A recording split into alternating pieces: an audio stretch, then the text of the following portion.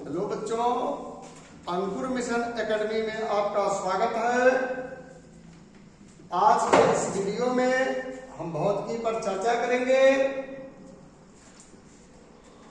अब यहाँ question number 1 आता है, कूलाम का नियम क्या है।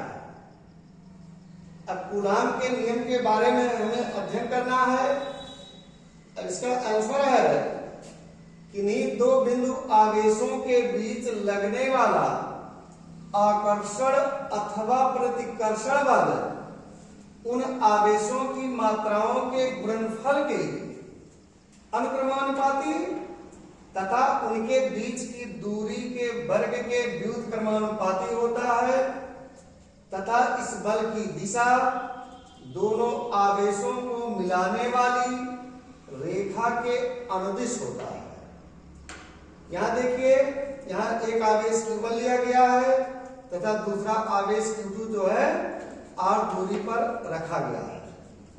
यहाँ जो बल है इसकी दिशा Q1 से Q2 की ओर दर्शाया गया है।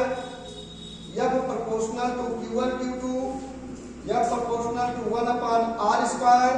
इन दोनों को मिलाने पर F समानुपाती Q1 Q2/r²। F बराबर, जब ये समानुपाती स्थिरांक हटेगा तो एक कांस्टेंट K आता है, तो F बराबर K Q1 Q2/r²।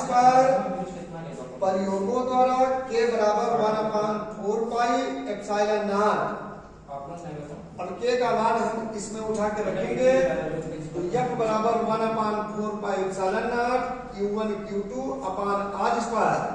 यही कूलाम का नियम है। अब ये जो समानुपाती स्थिरांक 1/4 पाई एप्सिलॉन नॉट है, इसके बारे में हम चर्चा करेंगे। तो 1/4 पाई एप्सिलॉन नॉट का मान होता 9 × 10⁹ newton metre square upon coulomb square होता है। अब यहाँ क्वेश्चन नंबर 2 आता है, कूलाम के नियम का सदिश स्वरूप क्या है। अब यहाँ देखते हैं, F12 बराबर 1/4 pi epsilon naught Q1 Q2/r² into unit vector R12।